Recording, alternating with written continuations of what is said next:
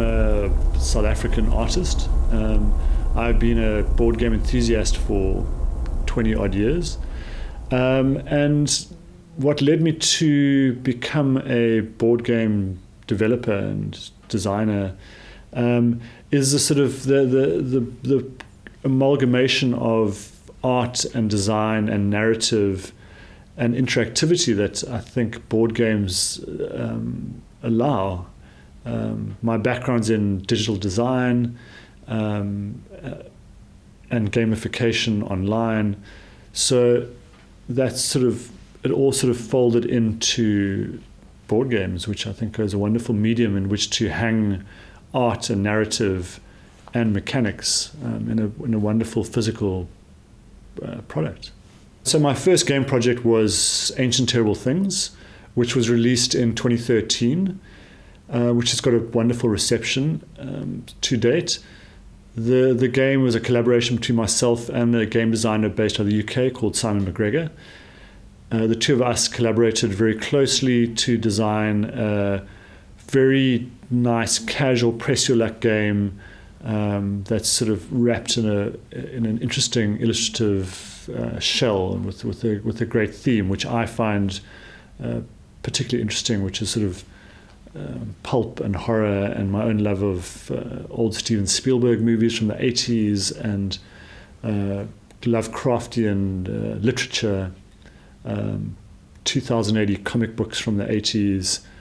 So all of this sort of stuff is folded into that, which was my first project. My latest project is a project called Snowblind, a Race for the Pole, which is similar to the previous project, is a press your luck dice rolling board game, very much inspired by my own interest in the historical narrative behind the South Pole, which was Robert Scott and Roald Amundsen and their race in the early 20th century.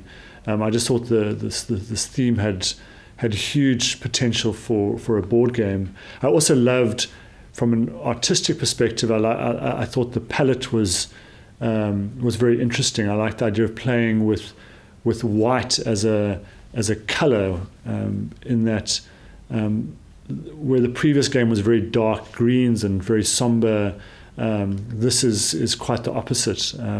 It's very cool colors. It's very much about the contrast. It's almost like what you can see through the snow, and so those sort of things all sort of mix together into what is now the second project from Pleasant Company Games. So Snowblind is a press your luck logistics survival game, whereby you are essentially moving explorers and crates across 6 zones of a board and trying to get them back. Every turn you will be rolling risk dice. Every turn you can take an action and you'll be rolling, and there's a associated risk dice associated with that action. The more actions you take, the higher your risk, because you'll be rolling more and more dice. So it falls within the same spirit of Ancient Terrible Things. It's a press your luck game. It's a logistics game. There's a lot of tactical decisions to make. There's a lot of strategic decisions to make, but it remains relatively casual for gamers, and it's very thematic. The gestation for Snowblind has been about a 2-year process. The initial development was with Simi Perusian and myself, and we worked through the theme and solved the core game, which was saying, let's boil it down to its essentials and saying, what is this game about? This game is about moving supplies and men through a terrible environment, and this slow attrition by the weather is the core story. We worked that idea for about 12 months, and it went in multiple different directions. After about 12, 14 months, we brought Simon McGregor on board, who was the game designer on Ancient Terrible Things, to sort of start really kind of chewing on the maths involved in this, which was quite interesting. He sort of took what we had started and then went in a very different direction with it.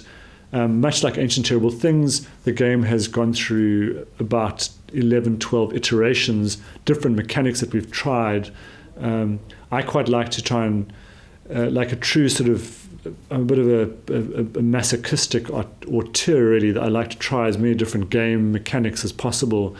And a variety of different things came and went, and now we've boiled it down to what is a relatively simple game, though it belies or hides the fact that it's actually gone through a long process of development. And I think, like any good design, you've actually got to kind of work it down to its essentials. I like the fact that it plays fast. I like the fact that it's quick, but it's got this epic narrative that sort of emerges. I mean, we've played games where, the game only lasts 30 minutes, 35 minutes, and these dramatic things have happened. And I think to be able to have a relatively simple game that has this dramatic narrative in a simple dice rolling package, I think is great, and I think that's really exciting, and I hope people think that's excited as much as that excites me. If we talk about the art, I mean the art of Snowblind, what's interesting is that there's a third game from Pleasant Company Studios called Grim Heroes, which we've slated for release next year. What I've tried to do in all three games is almost have it's a trilogy of colors. So Ancient Terrible Things is the green palette, Snowblind is the blue palette, blue and white palette, and then Grim Heroes will be the sort of yellow and orange palette. And obviously all three games have a very distinct art style. I mean, I'm the graphic designer and the illustrator, over and above being the writer and the developer of these projects. So the graphic style in the game hopefully echoes a lot of what was done in Ancient Terrible Things, but keeps that quite gritty sort of underground comic style. I think where Ancient Terrible Things was very illustrative, with lots of cards, this game has a lot less of that sort of artwork in it. But what is there is certainly within the same sort of genre or same sort of style. The game is quite a brutal game. I think if you play it, if you're not quite sure what you're doing, or if you haven't played it before, it can be quite a surprise. And we've debated how we would tackle that, and if we should tackle it, and if it should have catch-up mechanisms and things like that. And though we tried several iterations of catch-up mechanisms, eventually we decided it was against the spirit of the narrative, and the narrative should be quite a brutal adventure. So, in answer to your question about is a game for casual gamers, is it for kids? I think it's for gamers, but I think it's for anyone who likes a rich story-driven game. But it's not particularly complicated to play, and I think that's where I'm also very excited about it. I certainly lean towards a game that's casual, but that has quite strong narrative and great production value. For me, those are the sort of games that I enjoy and I want to play, and they're certainly the sort of games that I like to make.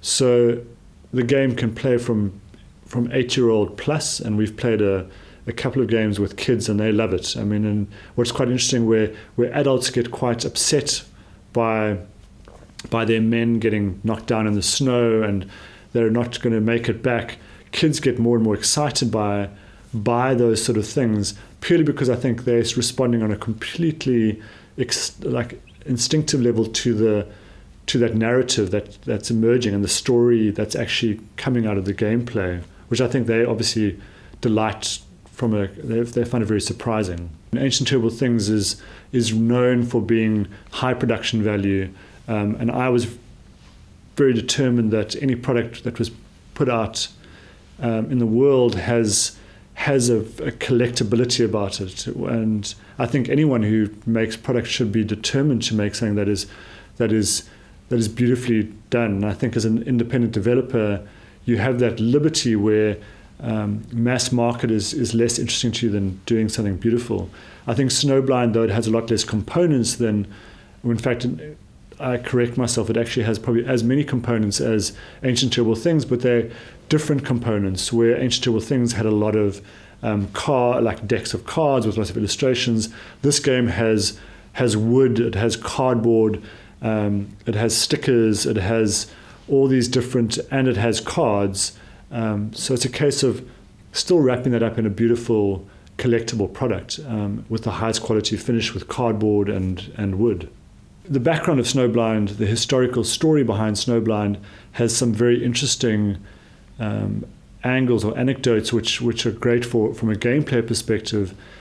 Most people understand the classic race to being the British versus the Norwegians, which is obviously famous in history, but at the same time there was also a German team that was also competing for the South Pole, as well as a Japanese team, which was wonderful for in deciding to make a 4-player game.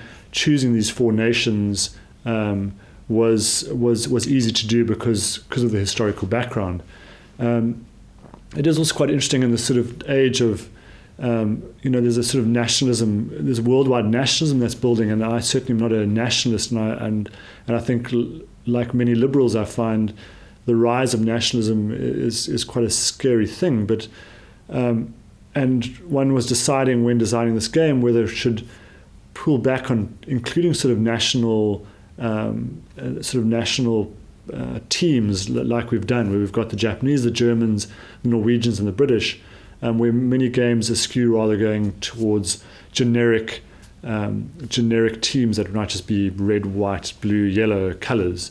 And I decided from a historic perspective, it's really nice to actually keep it historically accurate, considering that at the time of these races, which was 100 years ago, these were the sort of things that got people's national pride, that got them excited, was things like getting a man to the bottom of the planet. So I thought it was really interesting, and I think those sort of historical angles is also very interesting for this game, where Ancient Terrible Things isn't based on any historical place, and I try to stay away from anything specific. In fact, though it had roots in Lovecraftian literature and Indiana Jones and my influences, none of those influences were ever literal. It was always suggested, and then even coming down to the river in Ancient Terrible Things, which was obviously based on my experience in the Mekong. Different people translated it as being the Congo River, and some people thought it was the Amazon River, and I think that's great. In fact, I like the fact that it became just a river, and everyone puts their own river into it. In fact, with Snowblind, the same sort of things happen, where people have often confused it for being the North Pole, and that doesn't really matter, I suppose, because the theme still comes through as they understand that they're in this snowy end of the world place, and as long as that is covered and conveyed, I think one is successful in what's in the story one's trying to tell.